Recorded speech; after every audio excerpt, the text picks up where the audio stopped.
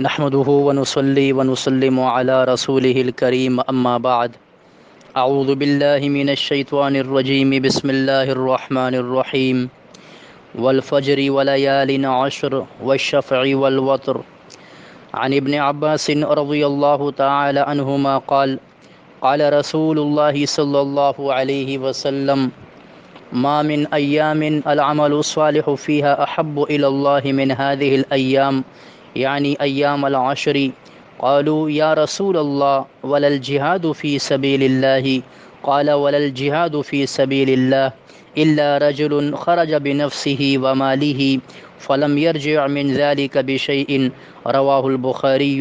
صدق الله العلي العظيم وصدق رسوله النبي الكريم ونحن على ذلك من الشاهدين والشاكرين والحمد لله رب العالمین۔ میرے انتہائی معزز سامعین اور سامعات، میں آج آپ حضرات کے سامنے ماہ مقدس ماہ ذی الحجہ کے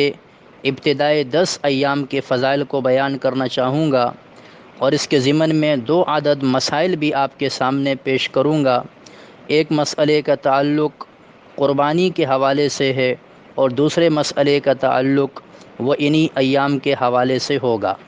دعا ہے کہ اللہ رب العالمین مجھے حق سچ گفتگو کرنے کی توفیق عطا فرمائے، اور آپ تمام کو اس گفتگو کے سننے کے بعد عمل کر کے دوسروں تک پہنچانے کی بھی توفیق عطا فرمائے۔ قرآن مجید فرقان حمید سورہ فجر میں اللہ رب العالمین نے فجر کے وقت کی قسم کھائی، اور پھر اس کے بعد 10 راتوں کی قسم کھائی ہے۔ رب العالمین ارشاد فرماتے ہیں والفجر، فجر کے وقت کی قسم ہے۔ آگے فرمایا ولیال عشر، 10 راتوں کی قسم ہے۔ والشفع والوتر، اور جفت اور طاق کی قسم ہے۔ تو یہاں جو 10 راتوں کی قسم اللہ رب العالمین نے کھائی ہے، تمام مفسرین تمام علماء کا اس بات پر تقریباً اتفاق ہے کہ ان 10 راتوں سے مراد ماہ مقدس ماہ ذی الحجہ کی 10 راتیں ہیں۔ یعنی یہ ایسے فضائل والے ایام ہیں اور ان کی راتیں اتنی فضیلت والی ہیں کہ اللہ رب العالمین نے قرآن مجید فرقان حمید جیسی لاریب اور پاکیزہ کتاب میں ان 10 ایام کی قسم کھائی ہے۔ خود جناب نبی کریم صلی اللہ علیہ وسلم نے بھی احادیث مبارکہ میں جا بجا ان 10 ایام کے بڑے فضائل کو بیان فرمایا ہے۔ چنانچہ حضرت عبداللہ بن عباس رضی اللہ تعالی عنہما سے روایت ہے، فرماتے ہیں قال رسول اللہ صلی اللہ علیہ وسلم، اللہ کے پاک پیغمبر صلی اللہ علیہ وسلم نے ارشاد فرمایا ما من ایام، دنوں میں کوئی دن ایسے نہیں العمل الصالح فیہا احب الی اللہ من هذه الایام، یعنی ایام العشر، کہ اللہ رب العالمین کو ان دنوں میں نیک کام کرنا زیادہ پسند ہو بنسبت ان 10 دنوں کے، یعنی ایام ذی الحج کے جو 10 دن ہیں، ان میں 10 دنوں کا جو عمل ہے وہ اللہ کو اتنا پسند ہے کہ اس کے علاوہ اگر کوئی نفلی عبادت باقی ایام میں کرے اللہ رب العالمین کو اتنا پسند نہیں ہے۔ جب حضرات صحابہ کرام نے یہ گفتگو سنی تو انہیں شوق پیدا ہوا، انہوں نے سوال فرمایا، قالو، فرمانے لگے، یا رسول اللہ وللجہاد فی سبیل اللہ، اے اللہ کے رسول، کیا اللہ کے راستے میں جہاد کرنا بھی ان 10 دنوں کی عبادت سے افضل نہیں ہے؟ قال، آپ نے فرمایا وللجہاد فی سبیل اللہ، جی ہاں، اللہ کے راستے میں جہاد کرنا بھی رب العالمین کو ان 10 دنوں کی نفل عبادت سے بھی زیادہ پسند نہیں ہے۔ مگر آپ نے ایک صورت بتائی کہ ایک صورت ہو سکتی ہے کہ اگر ایک عمل ایسا ہے کہ انسان اسے اختیار کرے تو وہ ان 10 دنوں میں عبادت کرنے والے سے آگے بڑھ سکتا ہے۔ آپ نے فرمایا الا رجل خرج بنفسه وماله، وہ آدمی جو اپنے جان بھی اللہ کے راستے میں لے کے نکلا، اپنے مال کو بھی اللہ کے راستے میں لے کے نکلا، فلم یرجع من ذلك بشیء، اور پھر کسی بھی چیز کے ساتھ واپس نہ لوٹا، یعنی خود بھی شہید ہو گیا، اس کا سارا مال بھی اللہ کے راستے میں خرچ ہو گیا، تو وہ ایسا شخص یہ ان 10 دنوں میں عبادت کرنے والوں سے آگے بڑھ جائے گا۔ اس کے علاوہ اگر کوئی مجاہد اللہ کے راستے میں جہاد کی نیت سے گیا، اپنا مال بھی لے کر گیا، اپنی جان بھی لے کے گیا، لیکن غازی بن کے واپس آ گیا، اگرچہ اس کا سارا مال اللہ کے راستے میں خرچ کیوں نہ ہو جائے یا مال واپس بھی آ جائے، لیکن وہ خود شہید نہیں ہوا، تو رب العالمین اس کا اجر ان 10 دنوں میں عبادت کرنے والے سے آگے نہیں بڑھاتے۔ اندازہ لگائیں کہ اللہ کے راستے میں جہاد کرنا کتنا کتنی فضیلت والا عمل ہے، اور ایک مجاہد کتنی قربانی کے ساتھ اللہ کے راستے میں نکلتا ہے، اپنی جان کو ہتھیلی پہ رکھ کے اللہ کے دین کی سربلندی کے لیے، اعلاء کلمت اللہ کے لیے نکلتا ہے۔ لیکن اندازہ لگائیں کہ ان 10 دنوں کی کتنی فضیلت ہے، کہ جو شخص ان 10 دنوں میں عبادت کرے، اس کے دنوں میں عبادت کرے یا رات میں عبادت کرے، رب العالمین کو اتنی پسند ہے کہ مجاہد کے عمل سے بھی بڑھ کر رب اس کے عمل سے محبت کرتے ہیں۔ ان 10 دنوں میں ایک خاص دن ہے 9 ذی الحجہ کا، جسے یوم عرفہ کا دن بھی کہا جاتا ہے، اور اس دن حج کا رکن اعظم وقوف عرفہ ادا کیا جاتا ہے۔ اس کی فضیلت کو خاص طور پر اللہ کے پاک پیغمبر صلی اللہ علیہ وسلم نے پھر بیان فرمایا ہے۔ آپ صلی اللہ علیہ وسلم کے صحابی رسول حضرت ابو قتادہ رضی اللہ تعالی عنہ ہیں، وہ فرماتے ہیں سئل رسول اللہ صلی اللہ علیہ وسلم، اللہ کے پاک پیغمبر صلی اللہ علیہ وسلم سے پوچھا گیا عن صوم یوم عرفہ، یوم عرفہ کے روزے کے بارے میں۔ قال، آپ صلی اللہ علیہ وسلم نے فرمایا یکفر السنۃ الماضیۃ والباقیۃ، کہ یہ روزہ اتنی فضیلت والا ہے 9 ذی الحجہ کا، وقوف عرفہ یوم عرفہ کا، کہ اس کی برکت سے اللہ رب العالمین مسلمان کے 1 سال گزشتہ اور 1 سال آنے والے گناہ معاف فرما دیتے ہیں۔ یعنی 1 سال گزشتہ کے اور آئندہ سال کے گناہ بھی اللہ تعالیٰ اس روزے کی برکت سے معاف فرما دیتے ہیں۔ امام مسلم رحمہ اللہ نے صحیح مسلم کے اندر اس روایت کو نقل کیا ہے۔ تو اندازہ لگائیں کہ کتنی فضیلت کا عمل ہے، ایک دن کا روزہ رکھیں اور 2 سال کے گناہوں کی معافی رب العالمین سے لے لیں۔ بالکل صحیح ترین حدیث ہے، اور اللہ کے پاک پیغمبر صلی اللہ علیہ وسلم کی سچی زبان مبارک سے، مبارک لسان سے یہ مبارک الفاظ نکلے ہیں۔ تو ہمیں یہ چاہیے کہ ہم ان 10 دنوں میں بجائے تفریح میں وقت گزارنے کے، بجائے فضول گپ شپ میں وقت گزارنے کے، بجائے میڈیا پہ تبصرے لوگوں کے سننے کے، تجزیہ نگاروں کے مختلف تجزیے سننے کے، اور گھروں میں خواتین غیبتیں کرنے کے، بہتر یہ ہے کہ ہم نفلی نماز کو پڑھیں،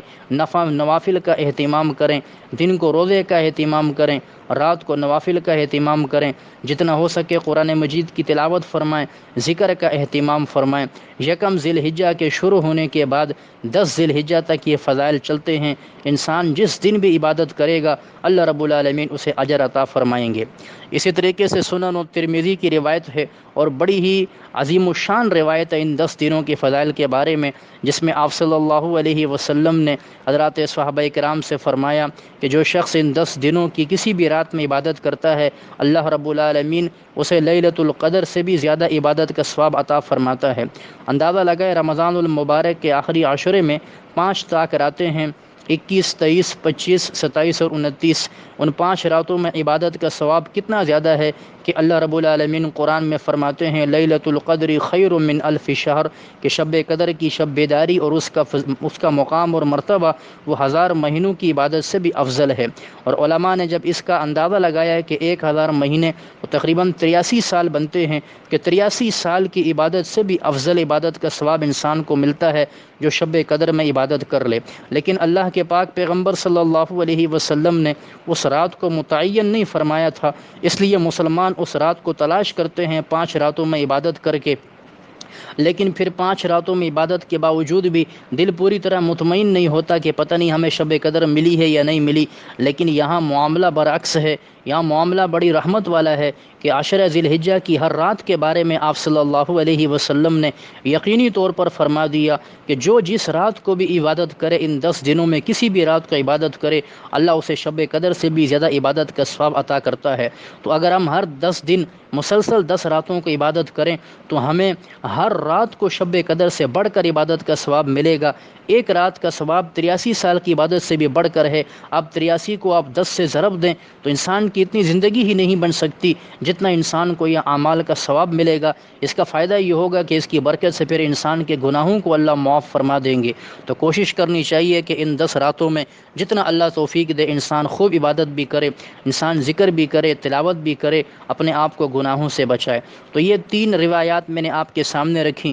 قرآن مجید فرقان حمید کی آیت مبارکہ آپ کے سامنے رکھی جو ان 10 دنوں کی فضائل کے بارے میں ہے۔ دوسرا مسئلہ جو انہی 10 دنوں کے اندر ہوتا ہے اور پھر اس کے بعد آگے بھی 11 اور 12 کو بھی اور 13 کو بھی ہوتا ہے، وہ ہے ایام تشریق کا مسئلہ، اور اس میں تکبیرات تشریق ادا کی جاتی ہیں۔ 9 ذی الحجہ کی فجر کی نماز سے لے کر 13 ذی الحجہ کی عصر کی نماز تک ہر مسلمان مرد عورت عاقل بالغ پر ایک مرتبہ بآواز بلند ہر فرض نماز کے بعد یہ تکبیرات جو ابھی میں آپ کے سامنے پڑھ رہا ہوں یہ کہنا واجب ہے۔ اگر کوئی نہیں کہے گا تو گنہگار ہوگا۔ مسلمان مرد کے اوپر یہ بآواز بلند ہے اور مسلمان خاتون پہ آہستہ آواز کے ساتھ ہے، اس لیے کہ عورت کی آواز بھی پردے والی ہوتی ہے، اس کا بھی پردہ ہے، اس لیے خاتون آہستہ آواز میں پڑھے گی اور مرد بآواز بلند پڑھے گا۔ وہ تکبیرات ہیں اللہ اکبر،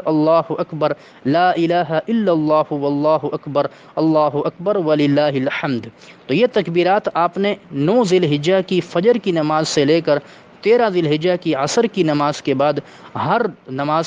ہر فرض نماز کے بعد یہ پڑھنی ہے،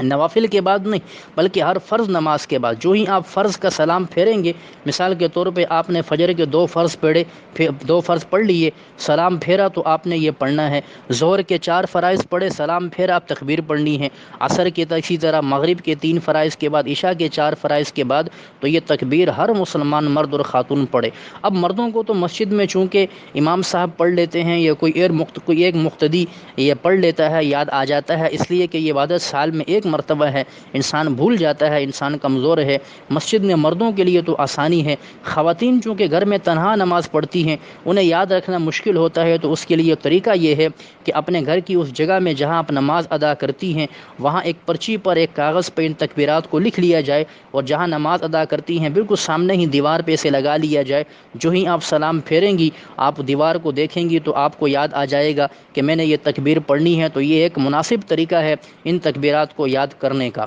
ورنہ انسان اپنے ذہن پہ اعتماد کر کے رکھے تو کبھی وہ ادا کرے گا، کبھی ادا نہیں کرے گا۔ تو یہ دوسرا عمل ہے جو اس 10 دنوں سے متعلق ہے، انسان اس کو بھی اختیار کرے۔ تیسرا جو مسئلہ ان 10 دنوں سے متعلق ہے وہ یہ ہے کہ انسان حاجیوں کی مشابہت اختیار کرتے ہوئے، اور جو لوگ قربانی کر رہے ہیں ان کے لیے بھی مستحب عمل ویسے ہی ہے، اور جو قربانی نہیں کرتے ان کے لیے ہے کہ وہ حاجیوں کی مشابہت کی نیت کریں، اور یکم ذی الحجہ کا جو ہی چاند نظر آ جائے گا، یکم ذی الحجہ سے لے کے 10 ذی الحجہ قربانی کرنے تک، اس دن تک نہ اپنے سر کے، داڑھی کے، مونچھوں کے بالوں کو کاٹیں، یہ مردوں عورتوں دونوں کے لیے ہے، اور نہ ہی اپنے ناخن کو کاٹیں، اس لیے کہ حجاج کرام کے لیے یہ پابندی ہوتی ہے احرام کے اندر کہ وہ نہ ناخن کاٹ سکتے ہیں، نہ اپنے سر کے بال، داڑھی کے بال کاٹ سکتے ہیں۔ تو ان کی مشابہت اختیار کرتے ہوئے اگر انسان یہاں پر اس عمل کو کرے گا تو اللہ رب العالمین کی ذات سے امید ہے کہ انسان ان کی مشابہت اختیار کرنے کی وجہ سے ان حاجیوں کے ثواب میں اس کا بھی حصہ ہو جائے گا۔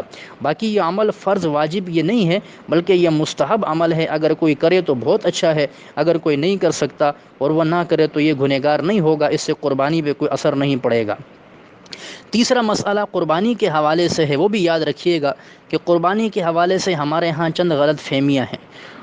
دیکھنے میں یہ آیا ہے کہ جن لوگوں پہ قربانی واجب نہیں بھی ہوتی وہ بھی قرضے لے کے لوگوں سے قربانی کر رہے ہوتے ہیں۔ قربانی کا جذبہ اپنے دل میں رکھنا یہ بہت اچھی بات ہے، اور قربانی کرنا اللہ کے لیے کرنا یہ بہت عظیم سنت ہے، عظیم بات ہے۔ اللہ کے پاک پیغمبر صلی اللہ علیہ وسلم نے فرمایا کہ سنت ابیکم ابراہیم، یہ تمہارے والد ابراہیم علیہ السلام کی سنت ہے، اور آپ نے فرمایا بکل شعرۃ حسنہ، کہ قربانی کے جانور کے جسم پہ جتنے بال ہیں ہر بال کے بدلے ایک نیکی ملے گی، اس قربانی کا جانور جو پانی پی رہا ہے ہر گھونٹ کے بدلے نیکی ملے گی، قربانی کے جانور کے جو جسم کے اندر جو گوبر ہوتا ہے اس کے بدلے بھی انسان کو اعمال پہ نیکی ملتی ہے، اور یہ قربانی کا جانور قیامت کے دن انسان کے اعمال نامے کے ترازو میں تولا جائے گا، اسے بھی وہاں اس کا عمل بڑھ جائے گا، اور یہ پل صراط سے پار کرنے کا ذریعہ بھی بنے گا۔ اور جو ہی قربانی کے جانور کا خون کا قطرہ یہ جس زمین پہ گرتا ہے، رب العالمین اس انسان کی قربانی کو قبول فرما لیتے ہیں اگر وہ اخلاص کے ساتھ ہو۔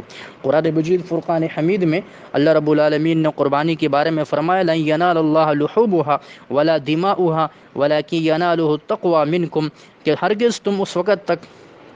اللہ رب العالمین کے پاس تمہارے جانور، قربانی کے جانور کا نہ گوشت پہنچتا ہے نہ خون پہنچتا ہے، بلکہ اللہ کے پاس تمہارا تقوی پہنچتا ہے کہ تم کس نیت کے ساتھ قربانی کر رہے ہو۔ تو ہمارے ہاں افراط و تفریط معاشرے کے اندر چونکہ بہت زیادہ ہے، ایسے لوگ کہ جن کے اوپر قربانی واجب نہیں، دیکھنے میں آیا کہ وہ گھروں میں خواتین کے مطالبے پر قربانی کرتے ہیں، جی فلاں نے تو جانور لے لیا، آپ جانور لے کے نہیں آ رہے، لوگ کیا کہیں گے؟ تو وہ بیچارہ قرض لے کر کے قربانی کا جانور لے کے آ رہا ہے کہ ناک نہ کٹ جائے، ایسے شخص پر کہ جس پہ قربانی واجب نہیں ہے اس کے لیے قربانی کرنا ضروری نہیں ہے۔ لیکن اگر وہ کسی سے قرضہ لیے بغیر، لوگوں کو دکھائے بغیر، اخلاص کے ساتھ اللہ کے راستے میں قربانی پھر بھی اگر کرتا ہے، واجب نہیں ہے پھر بھی کرتا ہے، اسے اجر بھی ملے گا، اسے ثواب بھی ملے گا۔ لیکن دکھاوے کے لیے قربانی کرنے پہ کوئی اجر نہیں، بلکہ اللہ کے ہاں یہ پکڑ کا باعث بن جائے گا۔ اب سوال یہ ہے کہ قربانی واجب کس پر ہے؟ تو یاد رکھیں، قربانی جیسے مسلمان مرد پہ واجب ہے زکوٰۃ اور قربانی، اسی طرح قربانی یہ مسلمان خاتون پر بھی واجب ہے، زکوٰۃ بھی واجب ہے اور قربانی بھی واجب ہے، لیکن اس کے لیے شرائط ہیں۔ قربانی کے لیے شرط یہ ہے کہ جن دنوں میں قربانی کے دن چل رہے ہیں، ذی الحجہ شروع ہو گیا، اور ان دنوں میں آپ کے پاس 52.5 تولہ چاندی کی مقدار میں رقم موجود ہو، نقد رقم موجود ہو، یا چاندی کی صورت میں موجود ہو، یا اتنی مالیت کا سونا آپ کے گھر میں رکھا ہوا ہے اور کچھ اس کے ساتھ نقد رقم بھی موجود ہے، یا ضرورت سے زائد سامان آپ کے پاس موجود ہے۔ آسان الفاظ میں یوں سمجھیں کہ جس انسان کے پاس 1,32,000 کی مالیت موجود ہے آج کے دور میں، آج کل کے دنوں میں اس کا جو نصاب ہے 1,32,000 جس کے پاس موجود ہے، وہ شخص صاحب نصاب ہے۔ اور 1,32,000 سے زائد مال اگر کسی کے پاس ہے، اس انسان کے اوپر قربانی واجب ہے۔ یعنی اپنی ضرورت کا جو سامان ہے اور اپنی ضرورت کا جو انسان کے پاس ضرورت کی چیزیں ہیں، اس کو نکال کر کے پھر بھی 1,32,000 کا نصاب ضرورت کے سامان کی صورت میں، نقدی کی صورت میں، یا سونے چاندی کی شکل میں اگر ہو، اس صورت میں اس کے اوپر قربانی واجب ہوگی۔ تو ایسے شخص اگر قربانی نہیں کرے گا تو آپ صلی اللہ علیہ وسلم نے بڑی شدید ناراضگی کا اظہار فرمایا ہے۔ آپ نے فرمایا کہ جو صاحب نصاب ہو، قربانی کی استطاعت رکھتا ہو، اور پھر بھی جو ہے وہ قربانی نہ کرے، تو آپ صلی اللہ علیہ وسلم نے فرمایا کہ ہماری عیدگاہ پہ بھی وہ نہ آئے، یعنی ہماری عیدگاہ کے قریب بھی وہ نہ آئے، یعنی اس کا کوئی ہم سے تعلق نہیں ہے کہ وہ باوجود استطاعت کی قربانی کیوں نہیں کرتا ہے۔ اب ہمارے یہاں بڑا ہی ایک عجیب مسئلہ ہے خواتین کے حوالے سے کہ ان کے پاس گھروں میں سونا بھی بڑی مالیت میں موجود ہوتا ہے، چاندی بھی ہوتی ہے، نقد رقم بھی ان کے پاس ہوتی ہے، لیکن وہ قربانی نہیں کرتی ہے۔ یاد رکھیے گا، کسی خاتون کے پاس اگر اتنا سونا ہے کہ وہ 7.5 تولہ اگر نہیں بھی ہے، 1 تولہ بھی اگر ہے، تو وہ اس چاندی کے نصاب سے بڑھ جاتا ہے، 1,32,000 سے بڑھ جاتا ہے، اور اس کے پاس اگر نقد رقم بھی تھوڑی بہت ہو تو اس کے اوپر قربانی بھی واجب ہوگی، اس کے اوپر زکوٰۃ بھی واجب ہوگی۔ تو قربانی جیسے خواتین پر، مردوں پر واجب ہے، ایسے خواتین پر واجب ہے، اور خاتون پر ضروری ہے کہ وہ اپنی طرف سے قربانی خود دے گی، اگر نہیں دے گی تو گنہگار ہوگی۔ اس کے شوہر پر اس کی طرف سے قربانی کرنا یہ واجب نہیں ہے۔ بعض خواتین کہتی ہیں جی ہمارے شوہر ہماری قربانی کر لیں، تو شوہر اگر کر دیں تو اچھی بات ہے، ادا تو ہو جائے گی، لیکن اگر شوہر کے پاس گنجائش نہیں، اسے مجبور نہ کریں، اپنے سونے اور چاندی کو فروخت کریں۔ اگر نقد رقم آپ کے پاس نہیں ہے، اسے فروخت کریں اور اللہ کے راستے میں دے کے رقم حاصل کریں، اور اسے قربانی کا جانور خریدیں، اللہ کے راستے میں قربانی کریں۔ کیا فائدہ ایسے سونے اور چاندی کا جو قیامت کے دن آپ کی پکڑ کا باعث بن جائے، جو قیامت کے دن گنجے سانپ کی شکل اختیار کر جائے۔ اس لیے خواتین کے معاملے میں یہ بات یاد رکھیں، مردوں کو بھی چاہیے اپنی بیویوں کو، اپنی ماؤں، اپنی بہنوں اور بیٹیوں کے پاس اگر زیورات اگر ہوں، سونے اور چاندی کی شکل میں ہوں، ان کے پاس نقد رقم اگر ہو، وہ کہیں جاب کرتی ہیں، ان کے پاس تنخواہ کی صورت میں پیسے موجود ہیں، ان کی زکوٰۃ کی بھی فکر کریں، ان کی قربانی کی بھی فکر کریں، اس لیے کہ ان کے لیے پھر بڑا شدید عذاب ہوگا اگر وہ قربانی نہ کریں۔ تو اس معاملے کو بھی سنجیدہ لینے کی ضرورت ہے۔ تو 52.5 تولہ چاندی کی جو مالیت ہے، اگر جس کے پاس موجود ہو، اور اس کے علاوہ ان دنوں کا خرچہ بھی اس کا چل سکتا ہو، اس پہ قرضہ نہ ہو، تو ایسے انسان کو چاہیے کہ وہ قربانی کرے، انتہائی اخلاص کے ساتھ قربانی کرے۔ نمبر 2 بات یاد رکھیں کہ آج کل عموماً رواج چل پڑا ہے قربانی میں حصہ ڈالتے ہیں اور قربانی کرتے ہیں، اس لیے کہ قربانی کے اندر جو بڑے جانور ہیں جیسے گائے، بیل ہے، بھینس وغیرہ ہے، اسی طریقے سے جو ہے وہ اونٹ ہے، اونٹنی ہے، اس کے اندر حصے دار ہوتے ہیں اور 7 لوگ اس میں حصے دار بن جاتے ہیں۔ چھوٹے جانور جیسے بکری ہے، بھیڑ ہے، دمبا ہے، اس کے اندر ایک ہی شخص ہوتا ہے۔ تو بڑے جانور میں چونکہ 7 حصے ہوتے ہیں، لیکن اس میں خیال رکھیے گا کہ جتنے بھی آپ کے حصے دار ہیں سب کے عقائد درست ہونے چاہیے، سب کی نیت قربانی کی نیت ہونی چاہیے، کسی کی نیت گوشت کی نہیں ہونی چاہیے۔ بعض لوگ کہتے ہیں ہمیں کیسے پتہ چلے گا کہ اس کی نیت گوشت کی ہے یا نہیں ہے؟ تو انسان جس کے ساتھ حصہ ڈال رہا ہے ضروری ہے کہ اس کو پہلے سے جانے اور تعلق رکھے۔ انجان آدمی کو آپ نہ ڈالیں۔ انجان آدمی کو اگر آپ نے پیسے لے کے جانور میں کچھ حصہ دے دیا اور پورا حصہ اس کو کر دیا، تو اس صورت میں آپ گنہگار ہوں گے، اس لیے کہ آپ نے بغیر تحقیق کے کیوں اس کو ڈالا ہے۔ اور جو انسان کسی کے ساتھ تعلق رکھتے جانتا ہے، اس کے مزاج سے واقف ہو جاتا ہے، پتہ چل جاتا ہے کہ یہ کس مزاج کا انسان ہے، آیا قربانی کس نیت سے کرتا ہے، اس کے گھر کے ماحول سے، اس کے بول چال سے، اس کے اٹھنے بیٹھنے سے سمجھدار انسان معلوم کر ہی لیتا ہے۔ اور اگر گوشت ملنے کے بعد، تقسیم ہونے کے بعد آپ کو پتہ چلا کہ ایک شخص نے گوشت کم ہونے کی شکایت کی ہے، یا کہا جی میرے حصے میں تو گوشت صحیح آیا ہی نہیں ہے، تو یہ ایسا شخص ہے کہ جو گوشت کی نیت سے قربانی کر رہا تھا، یہ قربانی کی نیت سے اس نے قربانی نہیں کی۔ قربانی کے گوشت کی تقسیم ہونے کے بعد قربانی کے گوشت پہ تبصرہ کرنا کہ یہ گوشت ایسا ملا ہے، ہمیں ایسا نہیں ملنا چاہیے تھا، آئندہ سال ہم یہاں قربانی نہیں کریں گے، بھائی یہاں تو گوشت ہی صحیح نہیں ملتا، تو یاد رکھیں کہ یہ شخص اپنی قربانی کو ضائع کر رہا ہے، اس لیے کہ یہ گوشت کے پیچھے لگا ہے۔ یہ گوشت اگر آپ نے کھانا ہے تو آپ ویسے ہی پیسوں کا خرید کے کھا لیں، اپنی پسند کا خرید کے کھا لیں۔ یہ جانور تو اللہ کی رضا کے لیے سال میں ایک مرتبہ آپ قربان کرتے ہیں، اس میں گوشت کا تذکرہ نہ کریں۔ یہ تو رزق قسمت کی بات ہے، کسی کے حصے میں صحیح گوشت آئے گا، کسی کے حصے میں صحیح گوشت نہیں آئے گا۔ البتہ تقسیم کرنے والوں کو چاہیے کہ وہ انصاف سے کام لیں، اس میں ایک ایک چیز کے اندر انصاف کی رعایت کریں، یہ ایک الگ مسئلہ ہے۔ تو یہ چند مسائل تھے جو عشر ذی الحجہ کے حوالے سے تھے، قربانی کے حوالے سے تھے، اور تکبیرات تشریق کے حوالے سے تھے، جو میں نے آپ حضرات کے سامنے بیان کر دیے ہیں۔ دعا ہے کہ اللہ رب العالمین ہمیں صحیح معنوں میں دین کی سمجھ عطا فرمائے، دین پر عمل کی توفیق عطا فرمائے، اور ہمارے ذمہ جتنے فرائض اور واجبات ہیں اللہ ہمیں پورے کرنے کی توفیق عطا فرمائے۔ خصوصاً ہماری ماؤں بہنوں بیٹیوں کو بھی اللہ کے راستے میں خرچ کرنے کا جذبہ عطا فرمائے، اور جو فرائض ہیں، قربانی کی ادائیگی ہے، زکوٰۃ کی ادائیگی ہے، صدقۃ الفطر کی ادائیگی ہے، حج کی ادائیگی ہے، اللہ رب العالمین مسلمان مردوں کے ساتھ ساتھ مسلمان خواتین کو بھی اس کی فکر کرنے کی توفیق عطا فرما دے۔ وما علینا الا البلاغ المبین۔